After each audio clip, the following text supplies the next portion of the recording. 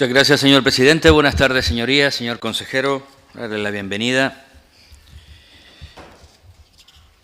Comienza hoy la cumbre del clima, precisamente en Egipto. Lanzan una advertencia importante y es el efecto negativo del calentamiento, mucho más allá de lo que se preveía hace muy poquitos años,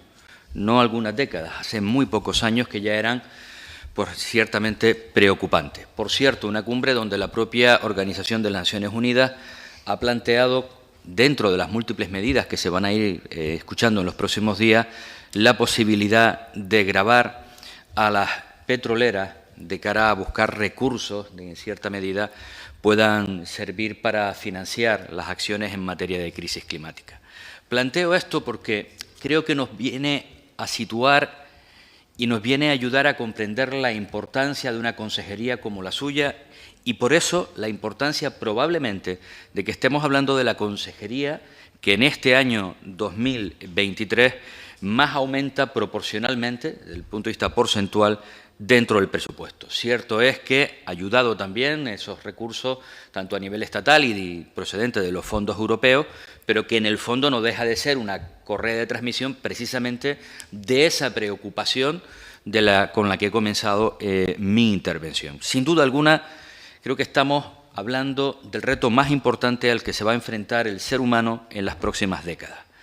Partiendo de la base de que ya llevamos alguna década de retraso para poder obtener unos resultados mínimamente óptimos, pues las urgencias creo que son lo suficientemente importantes.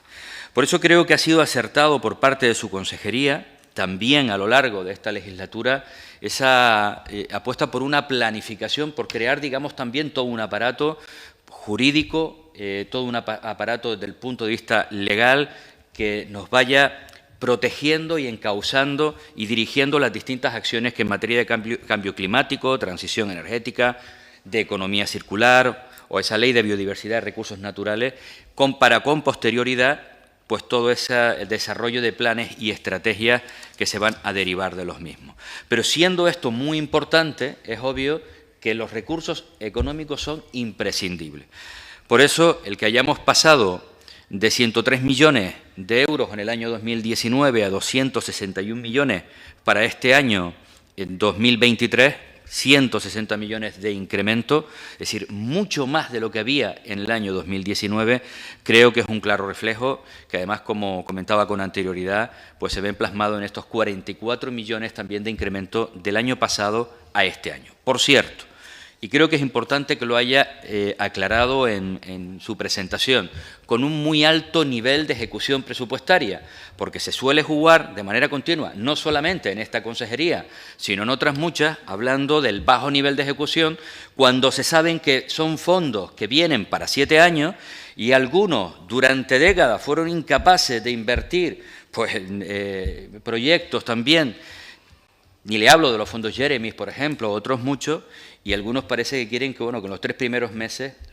fondos que venían para 7 años estuvieran ya claramente ejecutados. Por tanto, creo que eso nos configura en un escenario realmente importante de actuación, de visión, de dirección, tanto en el plano legislativo, normativo, pero también con acciones concretas y con niveles de ejecución en los distintos presupuestos. Ya entrando en materia en alguna de las acciones específicas, yo no voy a incidir mucho más de lo que ya se ha ido planteando, tanto en su exposición como en quienes me precedían, pero sí que creo que hay elementos que son importantes. Hablaba usted también, a la hora de desarrollar las políticas, de un plan de transición justa. Yo creo que eso es fundamental.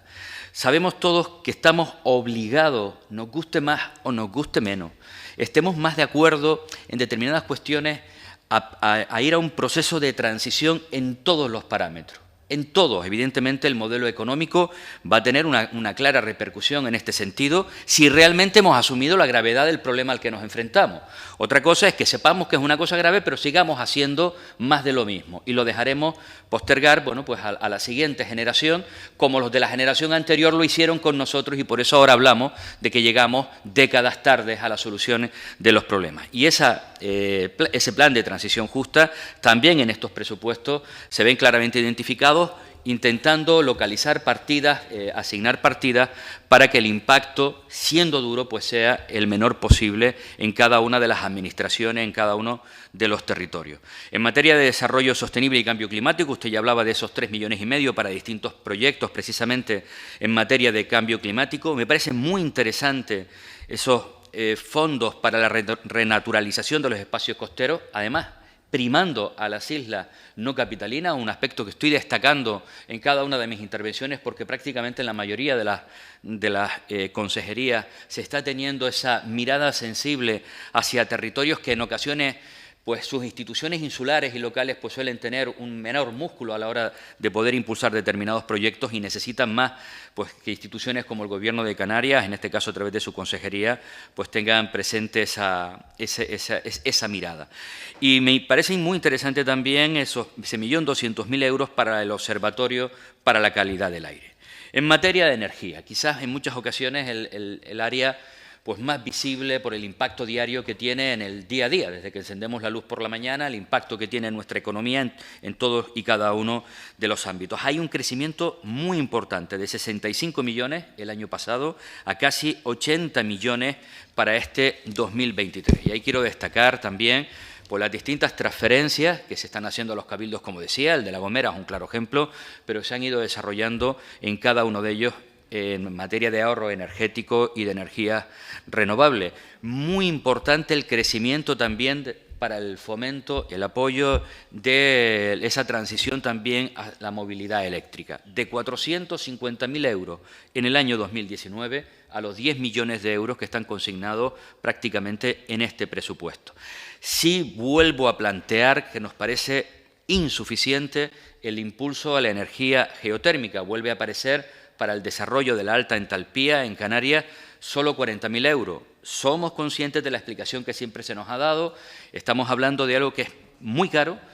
y además sin certeza de éxito en las distintas prospecciones, pero entendemos que es uno de los grandes impulsos, una de las grandes energías que tenemos que intentar desarrollar y obviamente colocando año a año 40.000 euros, pues esto no da sino para hacer unas catas prospectivas en algunos lugares y poco más. En materia de agua y coste, yo creo que es otro de las grandes áreas con un impulso importantísimo. Yo creo que además de las partidas específicas, la filosofía que hay detrás de ellas es lo que nos resulta muy importante, esa idea, ese convencimiento de la necesidad de consolidar la planificación hidrológica de tercer ciclo, de avanzar claramente en la incorporación de los vertidos al mar a la economía circular del agua y la recuperación, por tanto, del suelo también en nuestras islas, y todo el potencial que existe generando sinergias entre agua y energía. Un claro ejemplo es esa agencia, que creo que es un acierto, el que finalmente, como se planteaba, pues no solamente sea de la energía, sino también del agua. Y en materia del litoral, no olvidemos, además, que se abre un nuevo escenario para Canarias, es decir, en este año 2023 ya probablemente tendremos la materialización de esa transferencia de costas por parte de la comunidad autónoma, lo que va a implicar no solamente recursos necesarios, imprescindibles en materia de personal para poder asumirla, sino para desarrollar muchas políticas. Destacar también, y quiero de manera muy importante, ese proyecto de saneamiento y depuración y vertido en la isla de La Graciosa, con 1 millón de euros, o por ejemplo, imprescindible para la isla de La Palma, el sistema de saneamiento en Puerto Naos y El Remo en los llanos de Aridanes también con 3 millones, además de esos 1.400.000 para la balsa de Vicario para finalizar un proyecto que lleva muchísimos años intentando ejecutarse y finalizar. Y en materia de biodiversidad, finalizo, señor presidente, creemos también que es una de las áreas imprescindibles. El cambio climático, además, pone muy en riesgo la biodiversidad en todos los territorios a nivel general, en un territorio como el nuestro, con una biodiversidad riquísima, importantísima, mucho más, incluso también a veces no solo por el cambio climático, sino pues actitudes desaprensivas, en muchas ocasiones introduciendo en nuestro territorio pues animales o determinadas plantas que vienen pues a generar un impacto importante sobre el territorio. Por tanto, los recursos que se están destinando a esta materia nos parecen muy importantes, de la misma forma que los destinados en materia para nuestros parques, la gestión de nuestros parques nacionales.